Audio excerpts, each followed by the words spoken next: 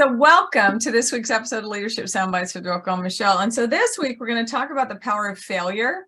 And like Roko and I were talking about before we started, is that we probably talked about elements of this in a lot of other podcasts.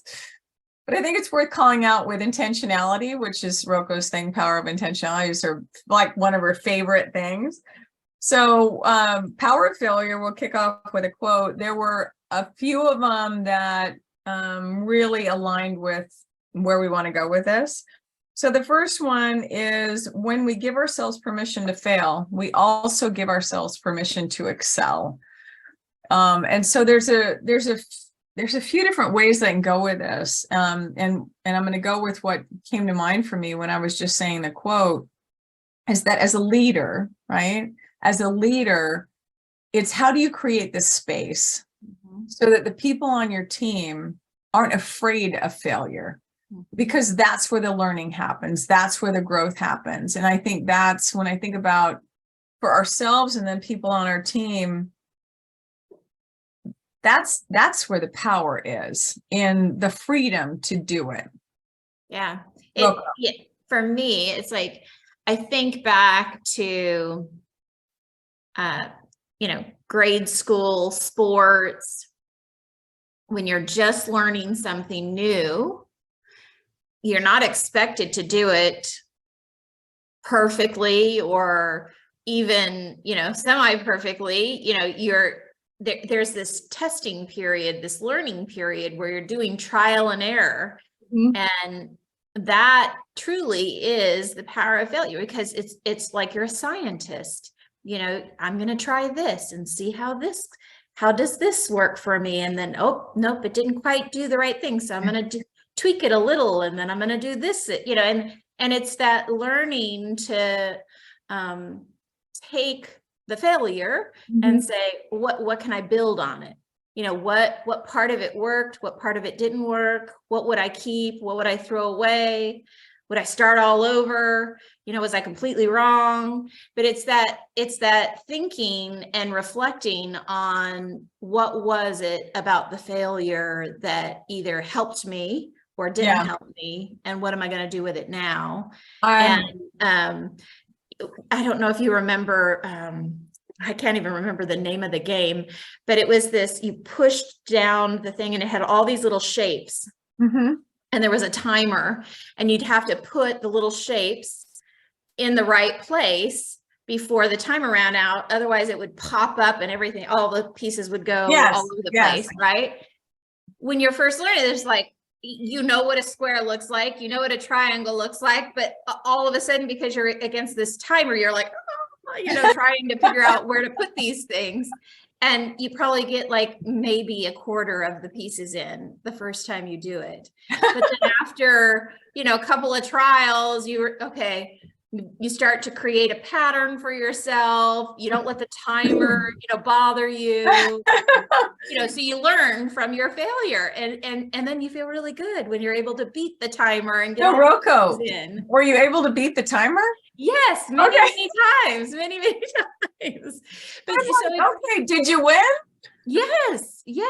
And so moving fast forward, into what, leadership and what we're talking about, it's that same kind of thing. And so as a leader, I think you said it at the very beginning, is how do you give people the space to learn, knowing that there's this learning curve that happens every time a change occurs, or every time you're asking somebody to do something differently. You have to create that space for that learning curve so that that person can excel and have personal growth.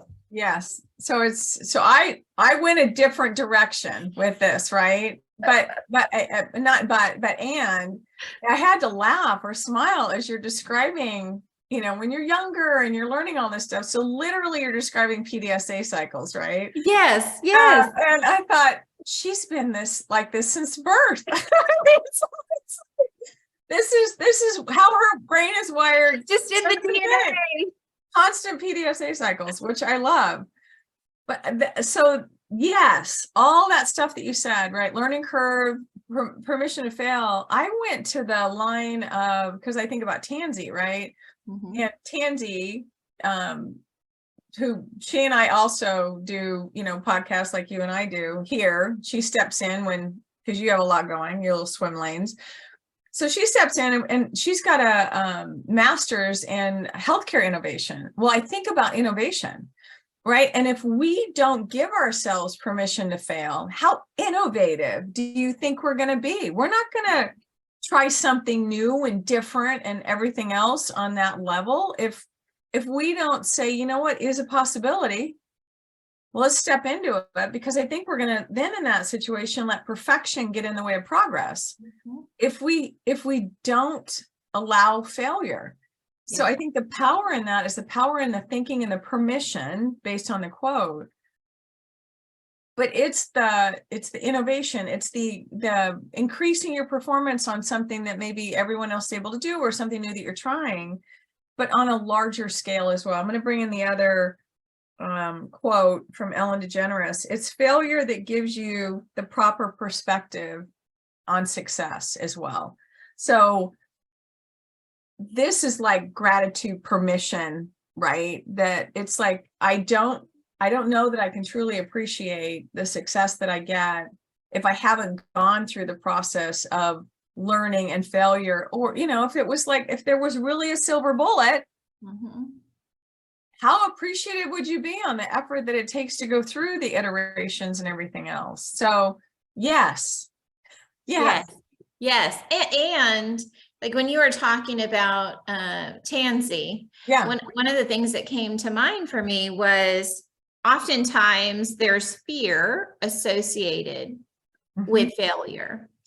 And if we can recognize that fear and explore, where the fear is coming from, so that we can be able to deal with it and not let it get in the way, then you can allow yourself or give yourself that permission to fail. Yeah. Because there isn't the fear of, looking stupid or incompetent, or, whatever that fear is that person has.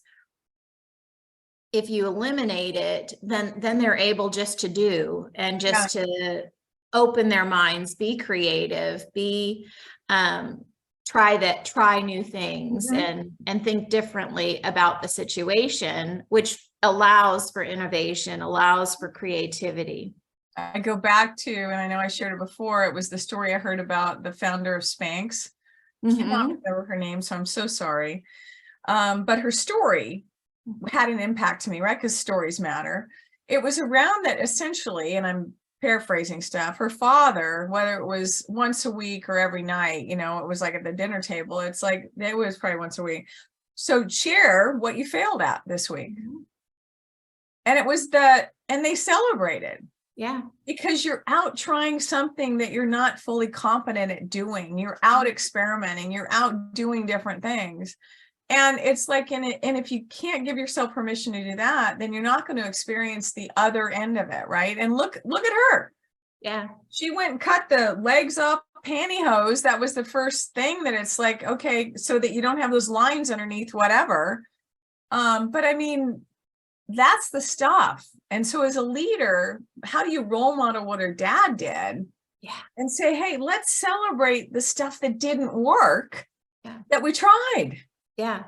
Yeah. We've talked about the results pyramid before, right? He created an entirely new experience with failure by celebrating it, because rarely in our society do we celebrate failure. But by doing that, it gave her a whole new belief about failure. Yeah.